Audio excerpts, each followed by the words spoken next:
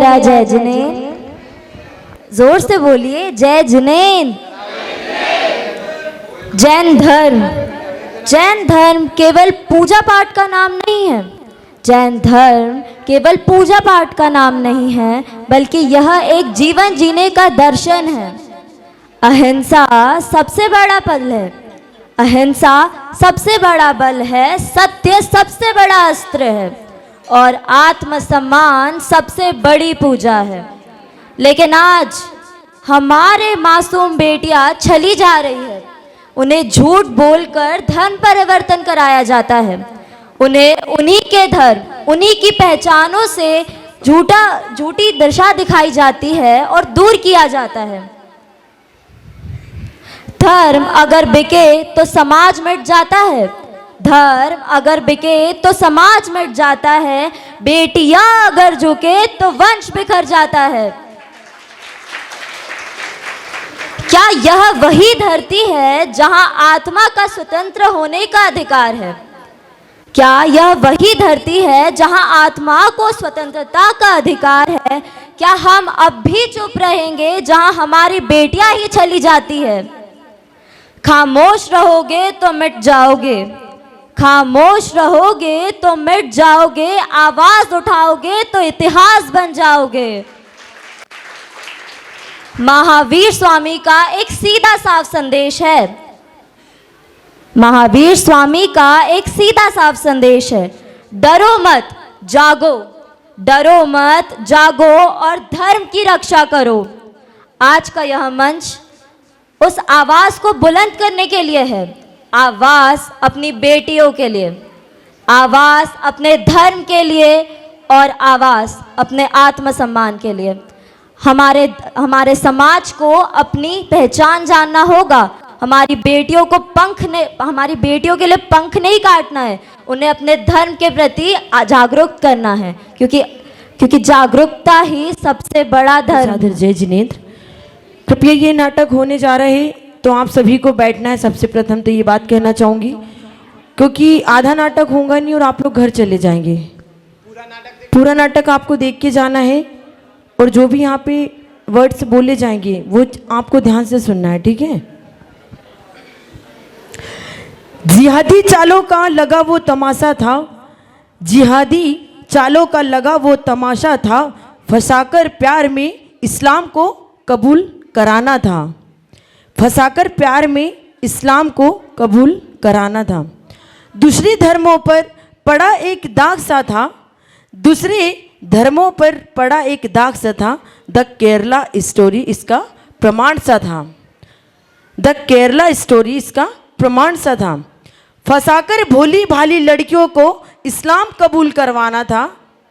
फंसाकर भोली भाली लड़कियों को इस्लाम कबूल कराना था। इस्लाम धर्म को श्रेष्ठ मानकर धर्म के नाम पर व्यापार कराना था। जिहादियों की चाल न समझकर हिंदू लड़कियों को धोखा खाना था। प्यार के कुएं में मजबूरन गिराया गया था। प्यार के कुएं में मजबूरन गिराया गया था। मजहब के नाम पर धर्म परिवर्तन कराया गया। उन्हें प्रताड़ित किया गया था। भेजकर सीरिया उन्हें प्रताड़ित किया गया था। हर बार अल्लाह को श्रेष्ठ बताया गया था। हर बार अल्लाह को श्रेष्ठ बताया गया था। कारण यह है कि अपने धर्म का पूर्ण ज्ञान ना था। कारण यह था कि अपने धर्म का पूर्ण ज्ञान ना था। दिला दी बच्चों को कई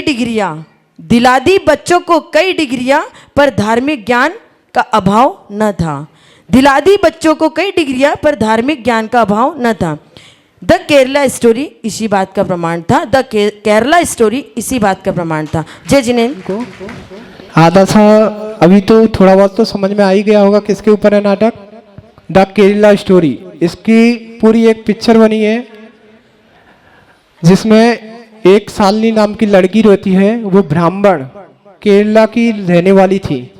केरला की रहने वाली लड़की थी। तो आपको इसका पूरा दृश्य दिखाया जाएगा कि उसको कैसे धर्म परिवर्तन कराया गया। कि मैं बाल ब्रह्मचारी कुशाल भैया जी आपको सभी को ले चलता हूँ उस कहानी की ओर जो आज का प्रवेश बन चुका है, उस कहानी की ओर आज का जो प्रवेश बन चुका है वो है संस्कारों का अभाव का प्रभाव। क्या है इस नाटक का पूरा नाम है संस्कारों का अभाव का प्रभाव। इसका प्रथम दृश्य यह है कि एक परिवार, एक संपन्न परिवार में प्यारी सी बेटियों का जन्म होता है। आइए हम भी उस परिवार की खुशियों में सम्मिलित होते हैं। छन छन करती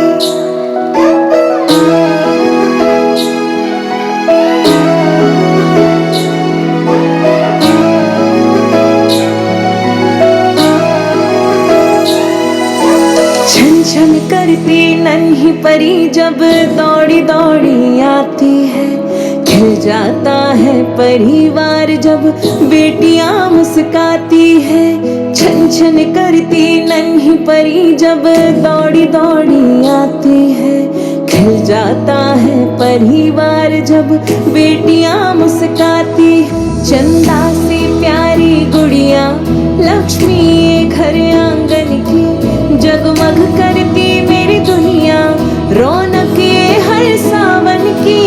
ओ बिटिया रानी मेरी, तू ही मेरा सम्मान है। ओ बिटिया रानी मेरी, तू ही मेरा सम्मान है। कहता है घर की जान होती है बेटियां। क्या? घर की जान होती है बेटियां, पिता का गुमान होती है बेटियां, ईश्वर का आशीर्वाद होती है बेटियां। यूं समझ लो बेमिसाल होती है बेटियां। वो नन्ही परी धीरे धीरे बढ़ने लगी। माँ ने अपनी जवानी के सारे शौक छोड़कर पिताजी ने दिन रात मेहनत कर उस राजकुमारी का शहर के सबसे बड़े स्कूल में एडमिशन करवाया। उसकी हर ख्वाहिशों को पूरा किया। अच्छे से अच्छे कोचिंग सेंटरों में उसका एडमिशन करवाया। सब कुछ किया जो एक माँ बाप अपने बच्चों को अच्छा जीवन देने के लिए करते हैं, और उसकी प्रतिभाओं को उड़ाने के लिए, उसकी प्रतिभाओं को उड़ने के लिए नए पंख दिए। आगे देखते हैं यह दृश्य। फिर आहारचर्या, दोपहर से शाम तक स्वाध्याय व विभिन्न कक्षाओं का आयोजन चल रहा है। इस वर्षायोग तो ज्ञान की वर्षा ही चल रही है। और शालिनी बिटिया नहीं दिखती, कहाँ है वो? पाठशाला भी नहीं आती। शालिनी तो बहुत बिजी है, ओवरनाइट पढ़ाई करती है, फिर सुबह स्कूल जाना, दोपहर की कोचिंग, ऑनलाइन क्लास आदि में बहुत। हमने भी उससे कह दिया है कि ये एज तो स्टडी पढ़ाई की है, फिर जब पढ़ लिख कर एक बार जॉब लग जाएगी उसके बाद हमारी उम्र में आकर कर लेगी धर्म, फिर तो पूरी जिंदगी ही पड़ी है। खुद के धर्म से अनजानी थी वह, अपनी संस्कृति से अज्ञानी थी। आदि पद्म पुराण पढ़े नहीं, बस सिनेमा की दीवानी थी। गलती की जो सुनी नहीं, शास्त्रों में लिखी कहानी थी। शास्त्र पुराण पढ़ा नहीं, गुरुमुख से कुछ भी सुना नहीं। उसका ही धर्म बदल गया जो अपने धर्म पर चला नहीं। अटक गए जब दलदल में, ना फलक मिला ना जमी मिली। और कौन समझाए इन माँ बापों को कि गलती सारी तुमने की। आधुनिक परिप्रेक्ष्य में अध्ययन के साथ साथ शास्त्रों का अध्ययन व गुरुओं का सानिध्य नितांत आवश्यक है, क्योंकि हमारे बच्चे गीली मिट्टी के समान हैं। यदि हम उन्हें आकार नहीं देंगे तो कोई और आकर के किसी और तरह का आकार दे देगा। भोजन करते करते यदि आपको पानी की एक भी बूंद ना मिले, तरलता ना मिले, तो क्या होगा? शायद आप अस्वस्थ महसूस करेंगे। इसलिए वर्तमान में यही हो रहा है। तो आइए चलते हैं अगले दृश्य की ओर, यानी कि शालिनी के घर।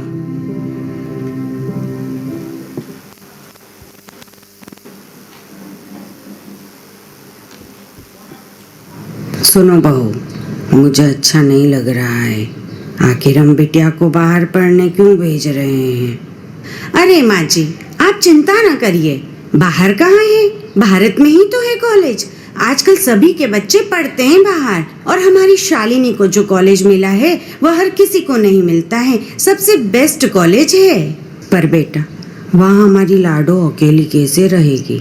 मुझे तो बहुत चिंता हो रही है। अकेली कहाँ है? वहाँ और भी बहुत सारी लड़कियाँ रहती हैं, और तो और अपने शहर से और आसपास की भी कई लड़कियाँ वहाँ शालिनी को मिलेगी। और फिर हमारी शालिनी तो बहुत समझदार है, इस कॉलेज में पढ़कर वो बहुत बड़ी शख्सियत बन सकती है।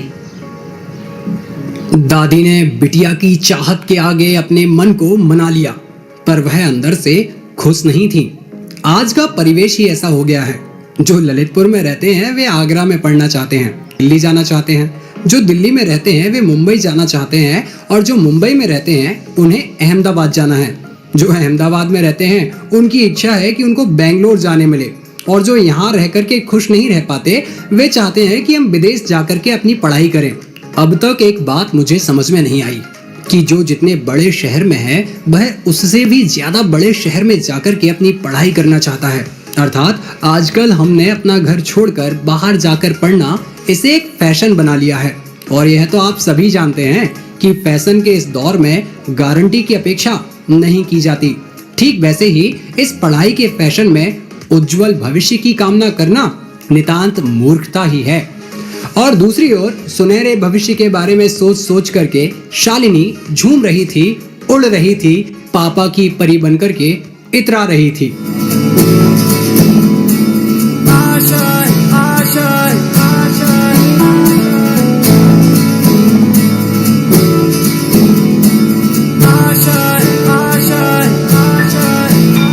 कुछ पाने की हो आस आस, कोई अरमा हो जो खास खास आशाएं, हर कोशिश में हो बार बार करे दरियाओं को आर पार आशाएं,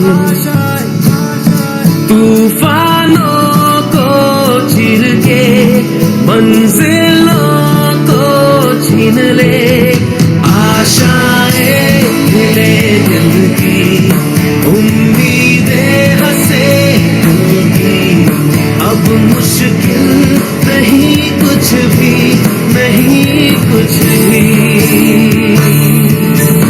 आशाएं मिले दिल की, उम्मीदें हंसे दिल की, अब मुश्किल नहीं कुछ भी, नहीं कुछ भी।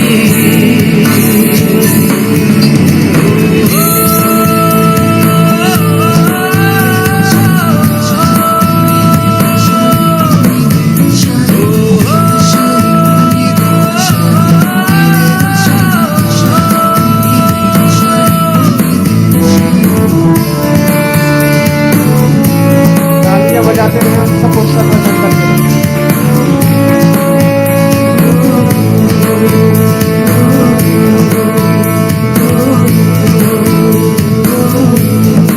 उड़ जाए संग तुझको वहाँ, जन्नत से मुलाकात हो, पूरी हो तेरी हर दुआ, आशाएं मिले दिल की, उम्मीदें हंसे दिल की, अब मुश्किल नहीं कुछ भी, नहीं कुछ भी,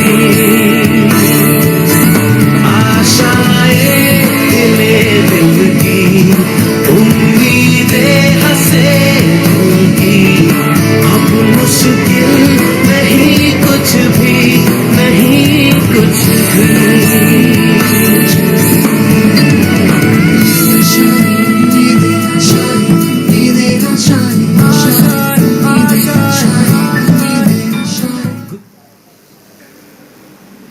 आप सभी के सामने प्रस्तुत है इस नाटिका का चतुर्थ दृश्य। हॉस्टल के एक कक्ष में 4 लड़कियां हैं, शालिनी, नम्रता, ईशा और Atifa. Hello, I'm Isha. Hey guys, I'm Namrata. मैं आतिफा। मेरा घर यहीं पास वाले शहर में है। वे चारों लड़कियां आपस में बातें करने लगती हैं। ऑर्डर करते हैं, बहुत भूख लग रही है। कुछ ही देर में खाना आ जाता है। मैडम आपका ऑर्डर। थैंक यू भैया। अरे पैसे तूने क्यों दिए? कोई नहीं, फर्स्ट ट्रीट मेरी तरफ से, फिर कभी तुम दे देना। ये लो ईशा, तुम्हारा ऑर्डर। नम्रता, तुम्हारा ऑर्डर। और शालिनी, ये तुम्हारा नो ऑनियन नो गार्लिक वाला फूड। और इसी बीच आतिफा अपना टिफिन खोल करके प्रार्थना करने लगी। Sorry guys, I don't know that you guys have this kind of ritual. तुम नहीं करती प्रे तो करना चाहिए। हम लोग हमेशा अल्लाह को शुक्रिया अदा करते हैं। शालिनी, तुम्हारे यहाँ नहीं करते हैं क्या? नहीं, पर मैंने देखा है हमारे सेंट्स कुछ पढ़कर हाथ जोड़कर मौन होकर खाना खाते हैं। मैं तो अच्छा खाना देखती हूँ और खाना स्टार्ट कर देती हूँ। इन सब में क्या रखा है? मौन क्या होता है? और मौन होकर ही क्यों? वो नहीं पता। Whatever, बस मैंने बचपन में देखा था। छोड़ो ना ये सब, खाना खाओ। कितना टेस्टी फूड है। कॉलेज से लौटते हुए हॉस्टल की ओर।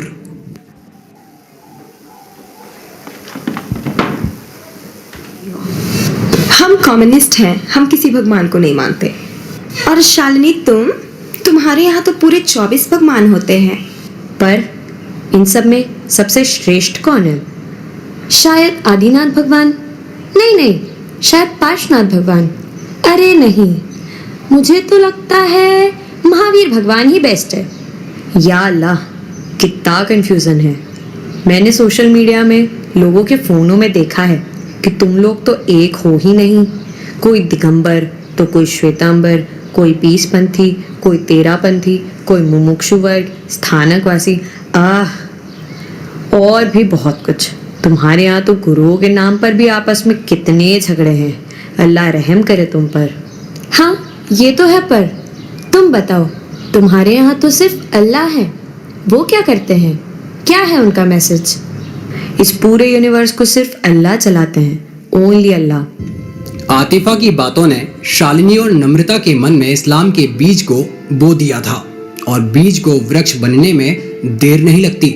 आतिफा समय समय पर अपने बोए गए बीज में अपनी बातों व क्रियाओं के साथ खाद पानी देती रहती थी, उसे पुष्ट करने में लगी रहती थी, और वे नादान लड़कियां समझ ही न सकीं कि उनके अंदर इस्लाम का बीज कब पनप कर एक वृक्ष का आकार लेते जा रहा है। द केरला स्टोरी सभी को जानना है जरूरी। ये समझा रही है हमें कि सच्चाई कहीं हमें खा ना जाए और समय रहते हम सभी जाग जाएं। बच्चों को अपनी संस्कृति के बारे में बताएं, जिससे वे दिग्भ्रमित ना होने पाए। शास्त्र उठाएं जिससे संस्कृति ना खोने पाए, और शस्त्र उठाएं जिससे हम देश को बचा पाएं। ना जाने आगे और क्या सच्चाई आएगी जिससे हम सब की रूह कांप जाएगी। तो आइए चलते हैं बिना रुके अगले दृश्य की ओर।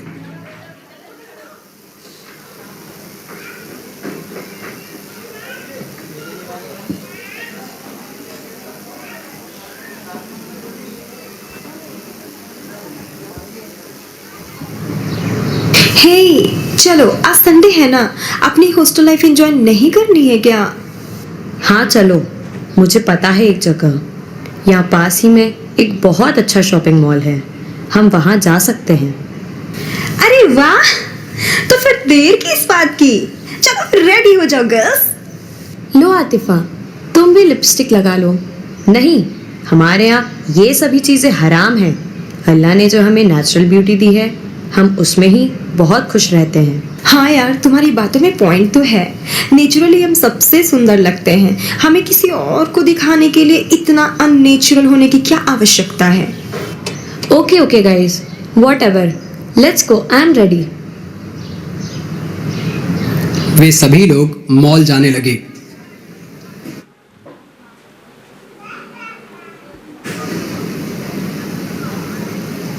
हे गर्ल्स, ये रहा शॉपिंग मॉल। Wow, unbelievable. चलो जल्दी। तुम लोग चलो, मुझे पास ही में एक छोटा सा काम है, मैं करके आती हूँ। ओके। वे सभी मॉल में घूम रहे थे, तभी आकर के कुछ मनचले लड़के उन्हें छेड़ने लगते हैं।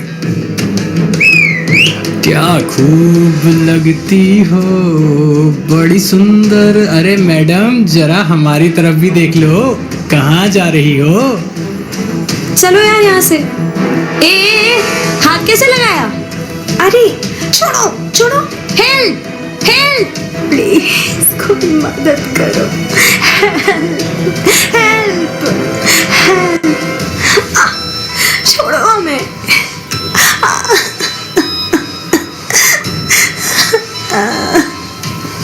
अरे अरे, हटो, दूर हटो। सभी इस हालत में हॉस्टल न जाकर आतिफा के घर की ओर चले जाते हैं। वहां उन्हें आतिफा के भाई और कजिन्स मिलते हैं, जिनसे वे काफी समय से जुड़ी हुई थीं और शायद अब वे दोस्त से भी बढ़कर के कुछ उनके लिए बन गए थे। ये सब हुआ था वो भी एक सोची समझी साजिश के अंतर्गत। उन चारों लड़कियों में इस्लाम के प्रति विश्वास बढ़ाने के लिए अब आतिफा को ऊपर से प्रेशर आने लगा था। अब देखते हैं अगला दृश्य।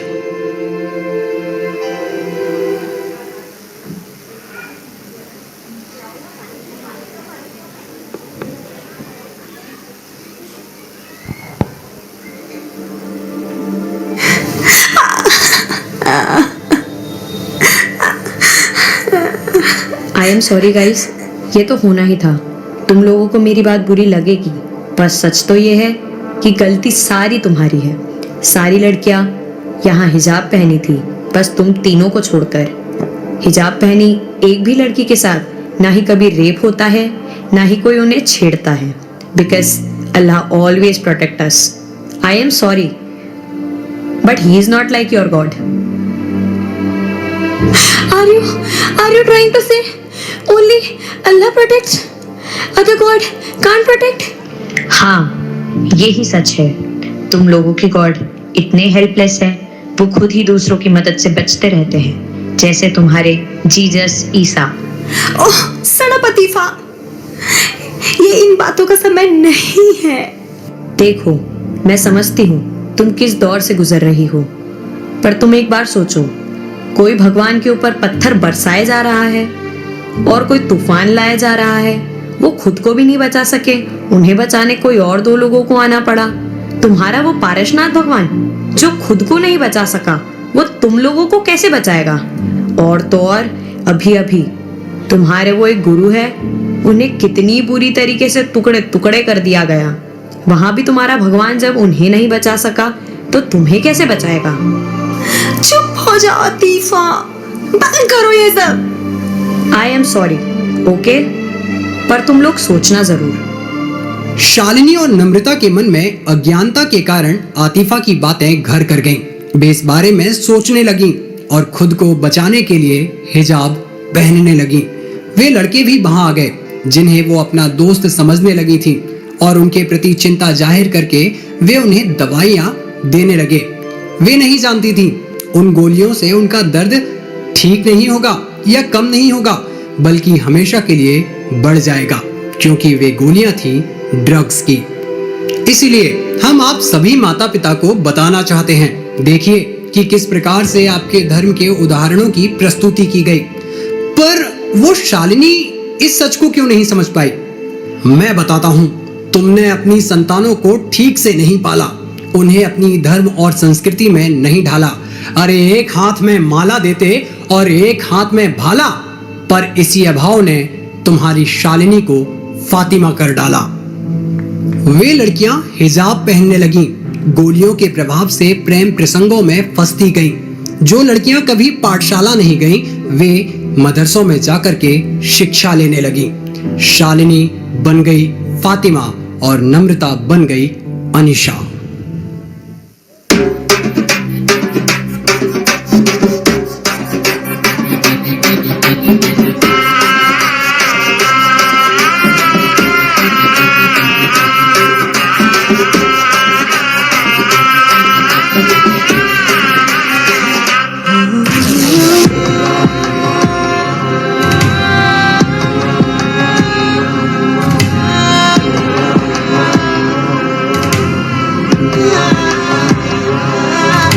जमी मिली न फलक मिला है सफर में अंधा परिंदा, जिस राह की मंजिल नहीं वही खो गया हो के गुमराह।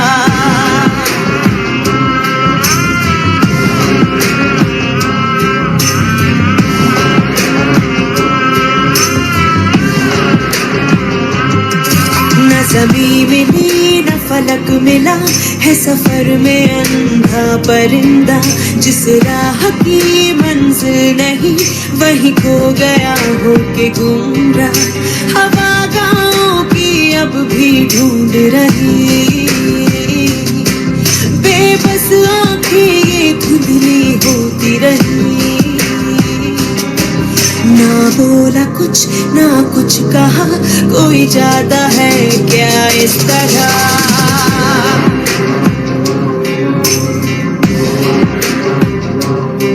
न ज़मीं मिली न फलक मिला है सफर में अंधा परिंदा, जिस राह की मंजिल नहीं वही खो गया हो के गुमराह।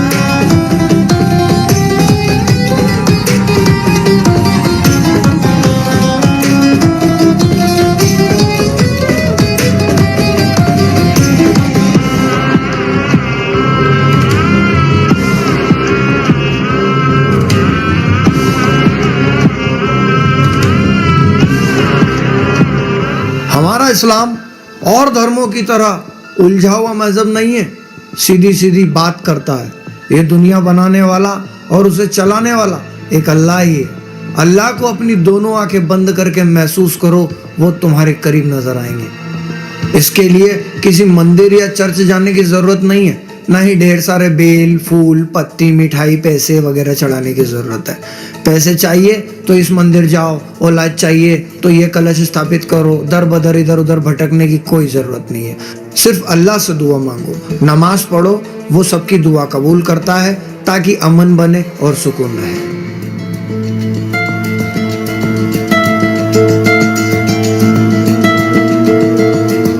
ये अमन शांति चाहने वाला मजहब तुम्हें बुला रहा है। आओ, अमन पाओ, दोज़ख से बचो और जन्नत की ओर चलो।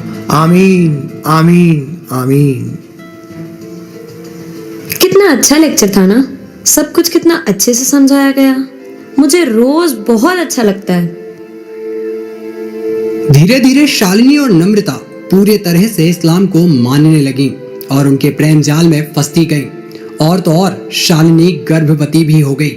जब यह बात उसने अपने लोगों को बताई तो उन सभी ने उसे एकमात्र इस्लाम कबूल कर निकाह करने को कहा।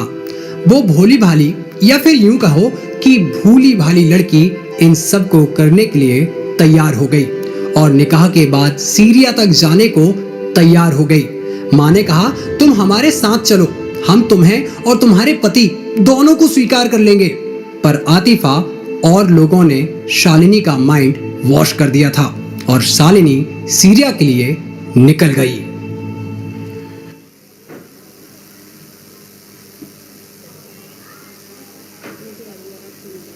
Hello Shalini, please come back. Shalini, ये एक जाल है। नम्रता इसे समझ गई थी, इसलिए उसने सब छोड़ दिया तो उसकी फोटो वायरल कर दी और उसने फांसी लगा ली। मेरे साथ भी एक साथ 25-30 लड़के ने रेप किया। 3 दिन तक मैं बड़ी मुश्किल से वहां से भागी हूँ। प्लीज लौट आओ Shalini, please come back Shalini, please.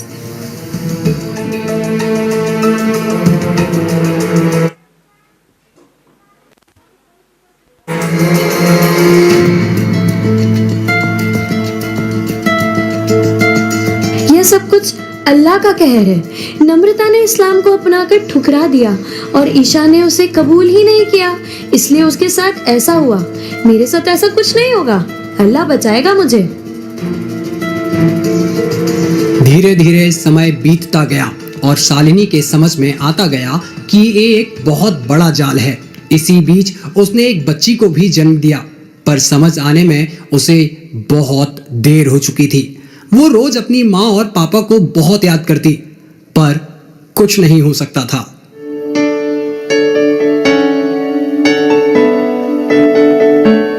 वो गर्मियों की रात, वो जाड़े की बात, वो पानी का मटका, रसोई की आग, सब सताता है मुझे। घर याद आता है मुझे, घर याद आता है मुझे।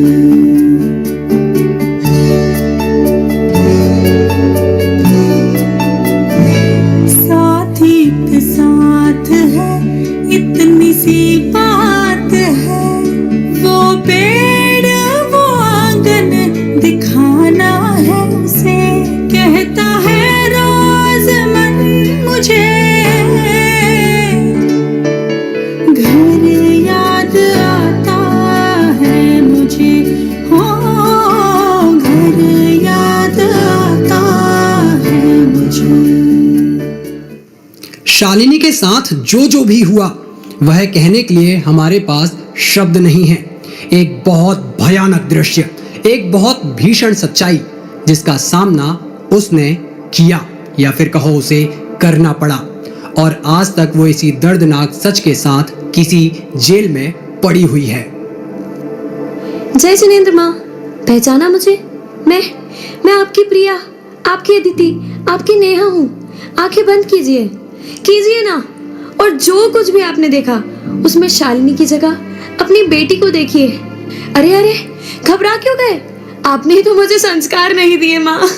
पापा, मंदिर में तो बस संतवाद पंतवाद में ही सब चलता रहा। मैं गुरुओं के पास सीख नहीं पाई। माँ, मुझे पाठशाला क्यों नहीं भेजा माँ? गुरुओं के पास क्यों नहीं भेजा? मुझे फातिमा इस्लाम ने नहीं, आपने बनाया है। मुझे दर्द किसी और की नहीं, आपकी वजह से मिला है, आपकी वजह से मिला है।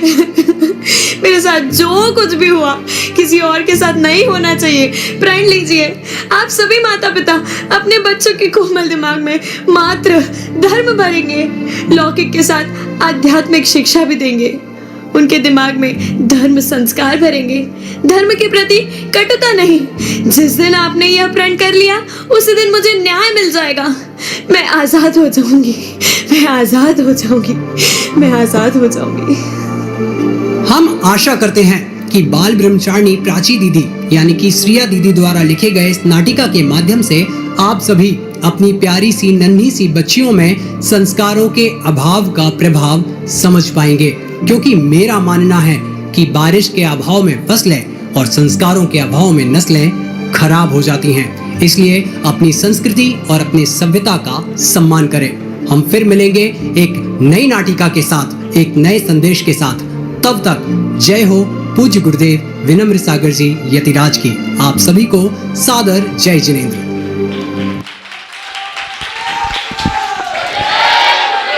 मजा आया कि नहीं आया? तो ऐसे बड़े होके उनको धर्म परिवर्तन कराया जाता है।